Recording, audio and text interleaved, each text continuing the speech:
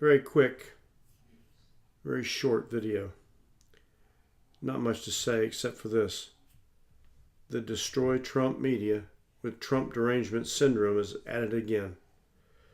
They won't leave him alone. Period. I'm not carrying his water, his cheerleader forever, but there's something that's going on that is totally insane. It's peaked, I think, right now. The spot I heard on the news this morning was they are blaming Donald Trump now for the shooting in Florida. How are they doing that, you ask? Well, it's real simple.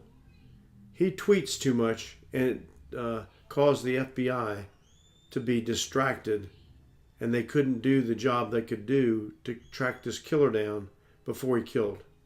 So therefore, Donald Trump is at fault. There's nothing Mr. Trump can do that can please anyone at any time for any reason. He could end world hunger and they'd find something wrong with it. He could raise the dead and they'd find out something wrong with that, like he raised the wrong dead man or a dead woman, or he raised the wrong color of person, or the wrong sex of a person, the wrong age of a person. Just anything but give him credit where credit's due. Now, he's not perfect, and he brings a lot of stuff on himself, obviously. But he's done some things that the other presidents have not done.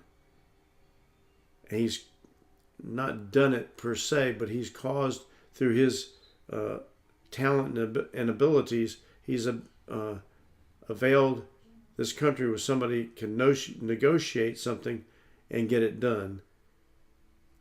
And they don't sit on their hands, and he's not beholden to anybody.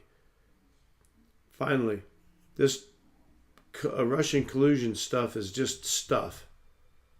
They should drop it. My advice, if I were to give him advice, and who am I would tell him to fire Mueller or whatever his name is, fire Rosenstein, can Jeff Sessions, get somebody in there that'll do the job, like Trey Gowdy or even David Clark, somebody like that. But just clean house. I mean, really clean house. Get rid of all the Obama holdovers, everything. Just clean the whole thing out and start fresh. And he'll get some things done before the midterm elections start coming in. Because I'm going to tell you something. What I've seen, what I've heard, if the Democrat outfit gets back in charge in any way, shape, or form, they'll either block him so he can't do anything ever, or they will seek to do two things if they get control completely, majority rule in either house, the Senate, and so forth. And they might even try to stack the deck against him in his own White House.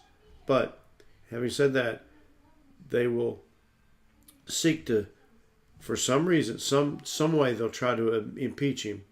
And two, they will try to overturn the Second Amendment, period. They'll have a referendum or whatever. They'll try to do it.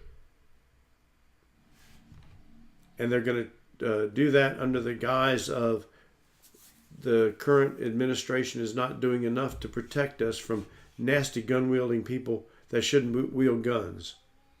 Look, I believe in the Second Amendment. I know people abuse the rights and abuse the privileges they have. I think, personally, that we should have the ability and the privilege to have any weapon, anything you can afford, that's equivalent to any military outfit out there. Why? Because what the framers of the Constitution were dealing with back then. An oppressive government coming in to tell you what to do, where to do, and how to do it. That's it for this time. It's Bill Newton, Lions Paw Productions, Concord, North Carolina, and you have a good day.